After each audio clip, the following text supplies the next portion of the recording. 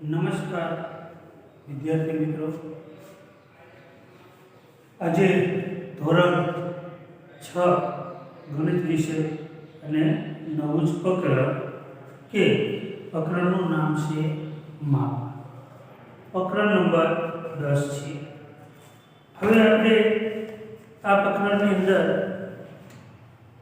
આકૃતિના માપન વિશે આપણે દાખલા ગણવાના છે. તો આ પ્રકરણની અંદર કેવા કેવા દાખલાઓ આવે છે, કયા સૂત્ર આવે છે, તેના વિશે આપણે થોડીક માહિતી મેળવીએ. તો વિદ્યાર્થી મિત્રો, એક તો એવો શબ્દ આવે પરિમિતિ.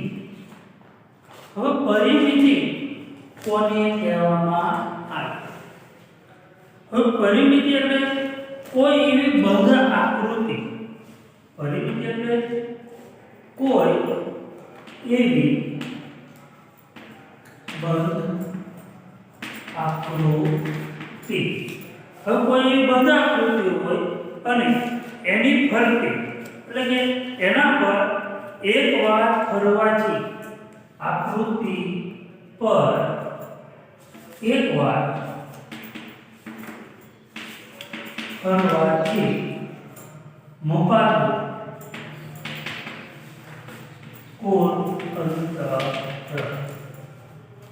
મપાતું કુલ અંતર તેને શું કહેવામાં આવે છે? તેની પરિમિતિ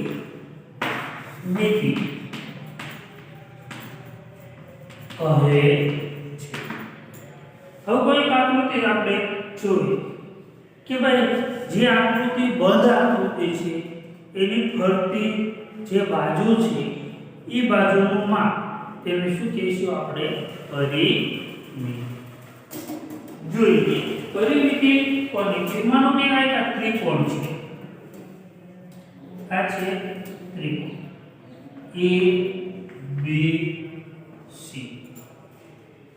તો ત્રિકોણની પરિમિતિ કીધી હોય તો એની એક બાજુ, બીજી બાજુ અને ત્રીજી બાજુ, ત્રણેય બાજુઓનું ફરતું માપ, નહીં અંદરનો જે એરિયા છે એને આપણે ક્ષેત્રફળ કહીએ છીએ. પણ અહીંયા પરિમિતિની અંદરનો એરિયા લેવાનો નથી. પરિમિતિમાં શું લેવાનું છે? એની ફરતી બાજુ.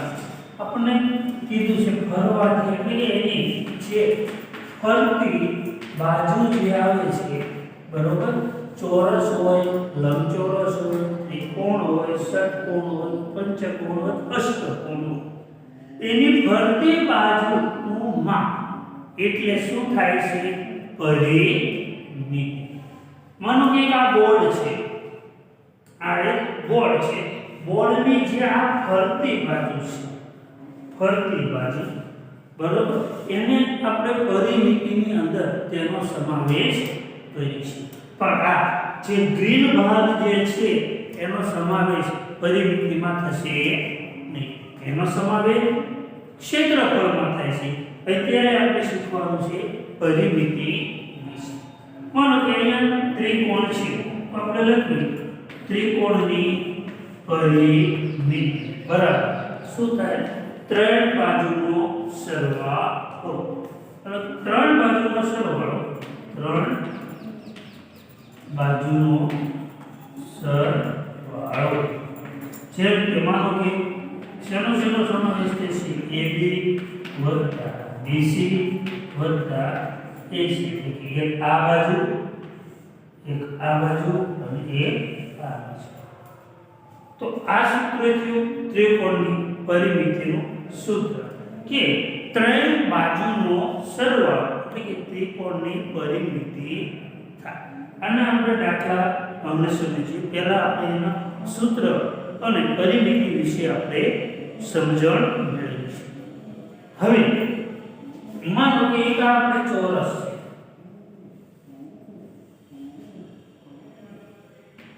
આ 3 સેમી છે, આ 3 સેમી છે, આ પણ 3 સેમી. હવે 3 સેમી માપ વાળો આ શું છે ચોરસ છે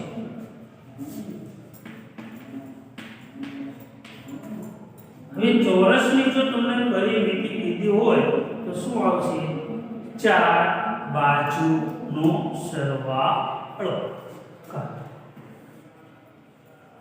ચોરસની પરિમિતિ અને આવી રીતે પણ લખી શકાય 4 ગુણ્યા બાજુ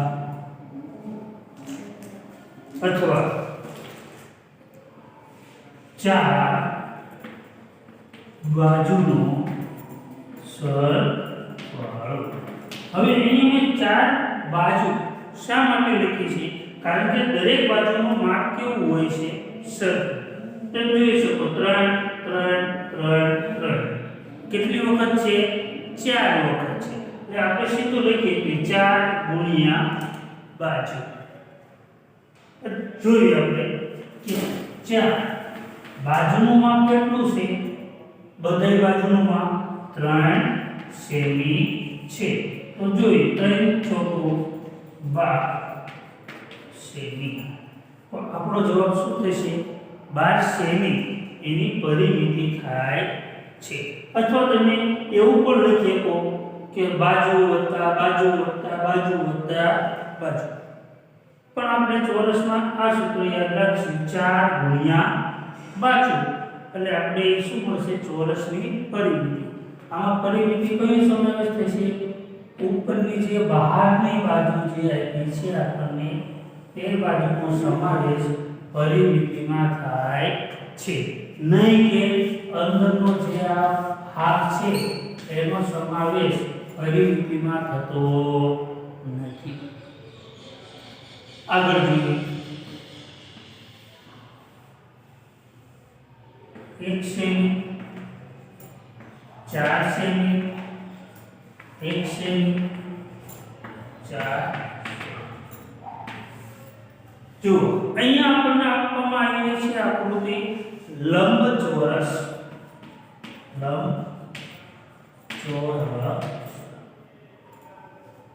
હવે લંબચોરસની જો તમને પરિમિતિ કહેવામાં આવે તો તમને એક સૂત્રની સમજ આપો લંબચોરસની પરિમિતિ હવે તમે જો આને લંબાઈ કહીશું આપણે કહીશું પહોળાઈ તો શું આવશે લંબાઈ વત્તા પહોળાઈ વત્તા લંબાઈ વત્તા પહોળાઈ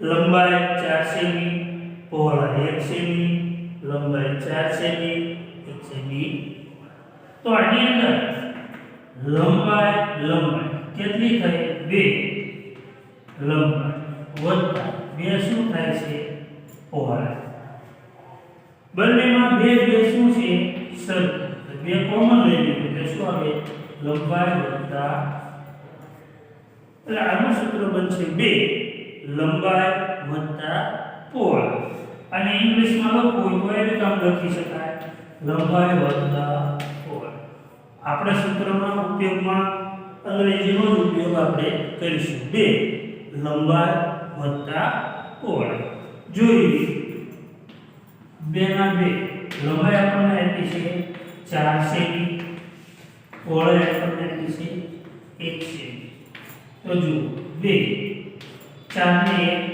5 સેમી 5 ગુણ્યા કુલ જવાબ આવશે આપણો 10 સેમી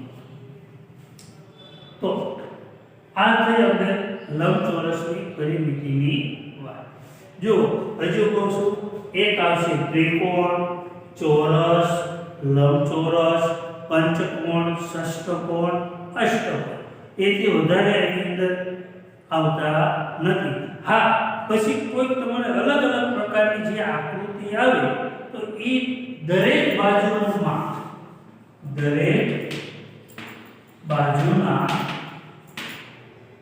માપનો શું કરવાનો છે આપણે સરવાળો તો એ આપણે બનશે પરિમિતિ પણ કઈ બહારની બાજુનું માપ નહીં કે અંદરની બાજુનું માપ હવે આપણે થોડા સમજૂતી માટે એકાદ બે દાખલા જોઈ આપણે પ્રકરણની શરૂઆત કરીએ.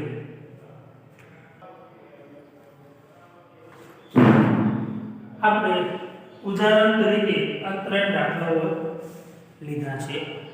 હવે પહેલો દાખલો જે છે એ એક લંબચોરસનો આપણે દાખલો લીધો છે. હવે અહીંયા જોઈએ AB બરાબર 15 આપ્યા છે, BC બરાબર 9 સેમી માપ, CD બરાબર 15 સેમી માપ અને AD બરાબર 9 સેમી માપ આપણને આપ્યું છે. તો અહીંયા આપણે ફક્ત પરિમિતિ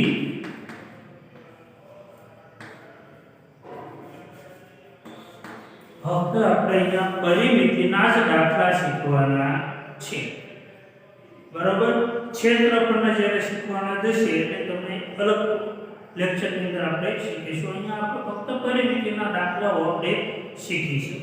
કે જોઈએ આ એક ચતુષ્કોણ આપ્યો કહેવાય ABCD ની આપણે શું શોધવાની છે? પરિમિતિ શોધવાની છે. ચતુષ્કોણ પણ કહી શકશો અને આને લંબચોરસ પણ તમે કહી શકશો. તો આપણે જોઈએ AB + BC + CD + AD 4 એની બાજુ થઈ કહેવાય. અને બીજી રીત પણ તમને શીખવા 4 બાજુ છે. હવે પહેલી બાજુનું માપ AB એટલે કેટલું માપ છે? 15, BC એટલે 9, CD એટલે 15 અને AD એટલે 9 સેમી.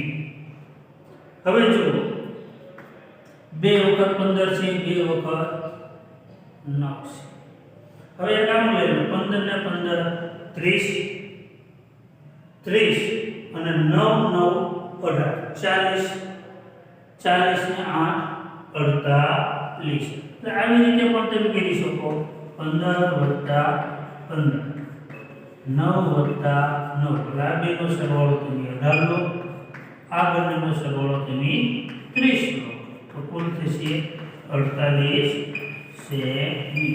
અથવા તમે આવું ન કરો અને સીધો પણ તમે સરવાળો કરીને અહીંયા તમે માપ મૂકી શકો છો. હવે આ એક રીત.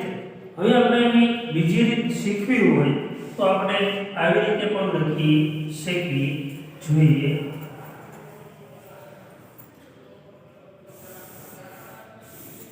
હવે આપણે લંબચોરસ છે, લંબચોરસની પરિમિતિનું સૂત્ર આપણને ખબર છે 2 લંબાઈ વત્તા 2 ના 2. હવે લંબાઈ આપણને કેટલી આપી દીધી છે? 15 સેમી. પહોળાઈ આપણને આપી છે 9 સેમી. લંબાઈ 15 સેમી છે, પહોળાઈ આપણી પાસે 9 સેમી છે. તો જોઈએ 2 15 અને 9 થશે 24 સેમી. 24 ગુણ્યા 2 24 ગુણ્યા 48 સેમી શું આવે છે? ABCD ની પરિમિતિ આવે છે. હવે એવી જ રીતે આપણને આપ્યો છે સમજૂતી માટે ત્રિકોણનો દાખલો આપણે સમજીએ. ત્રિકોણ ABCD કેવો છે? સમબાજુ ત્રિકોણ આપ્યો છે. સમબાજુ ત્રિકોણ આપણને અહીંયા આપ્યો છે. તો અહીંયા આપણે શું કરીશું? ત્રણેય બાજુનો સરવાળો એવું સૂત્ર મૂકીને દાખલો ગણીએ. જોઈએ આ દિશાની ત્રિકોણની કહેવાય. ત્રિકોણ ABC ની પરિમિતિ. ત્રિકોણ ABC ની પરિમિતિ અહીંયા જો સમબાજુ ત્રિકોણ ત્રણેય બાજુ સરખી આપી છે એટલે હું આવું સૂત્ર મૂકીશ 3 ગુણ્યા બાજુ. તો 3 ના 3 બાજુનું માપ આપણને આપ્યું છે 4 4 ને 4 તો આપણે મૂકી 4 સેમી. હવે 3 અને 4 માં શું કરીશું આપણે ગુણાકાર. તો 4 તેરી 12 સેમી. આ શું આવશે ત્રિકોણ ABC ની પરિમિતિ. જોઈએ હવે તમે જો અહીંયા એક આકૃતિ આપી પંચકોણ છે, 5 ખૂણા છે 1 2 3 4 ને 5. હવે આપણે આકૃતિની સીધી પરિમિતિ કેવું સૂત્ર મૂકીએ તો જુઓ આકૃતિની પરિમિતિ. હવે તમે જુઓ આપણે માપ લીધું AB BC CD DE AD. હવે તમે જુઓ 1 2 3 4 ને 5 5 બાજુ થાય જોઈ લો 1 2 3 4 ને 5. હવે દરેક બાજુના આપણે શું લખીશું માપ લખીએ. AB કેટલું માપ આપણને આપ્યું છે 4 સેમી. BC બરાબર આપ્યું છે 1 સેમી. CD બરાબર આપ્યું છે 1 સેમી. DE બરાબર આપ્યું છે માપ આપણને 4 સેમી. અને AB બરાબર આપણને આપ્યું છે 1 સેમી. પાછળ આપણે બધાની પાછળ સેમી સેમી લખીએ એટલે અહીંયા શું થશે થોડી જગ્યા ઓછી પડે એટલે બધા વચ્ચે હું અહીંયા લખી નાખું છું 1 સેમી. જોઈએ 4 4 ને 1 5 5 ને 1 6 6 ને 4 10 10 ને 1 11 અથવા આવી રીતે 4 ને 4 8 9 10 ને 11 રૂપિયા સેમી. શું આવશે પંચકોણની પરિમિતિ જવાબ આવે છે. ટૂંકમાં તેની બધી જ બાજુઓનો શું કરવાનો છે આપણે સરવાળો. જો આપણે સરવાળો કરીશું બધી બાજુનો તો આપણો જવાબ જે છે જે દાખલા ગણીએ શેના ગણીએ છીએ પરિમિતિના દાખલા ગણીએ છીએ તે આપણો જવાબ આવી જશે. હવે આપણે જે પ્રકરણની અંદર પરિમિતિના સૂત્ર આવે છે એ આપણે એક બે તમને જોઈ લઈએ. એક સૂત્ર આવશે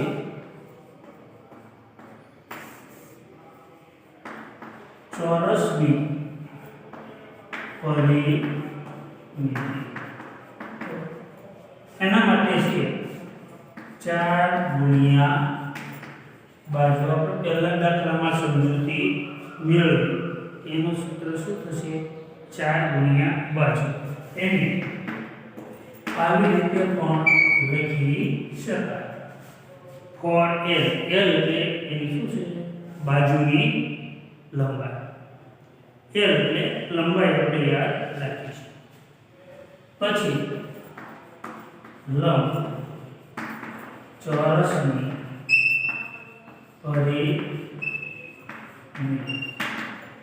હવે આની અંદર આપણે જોયું હતું કે લંબાઈ વત્તા પહોળાઈ વત્તા લંબાઈ વત્તા પહોળાઈ.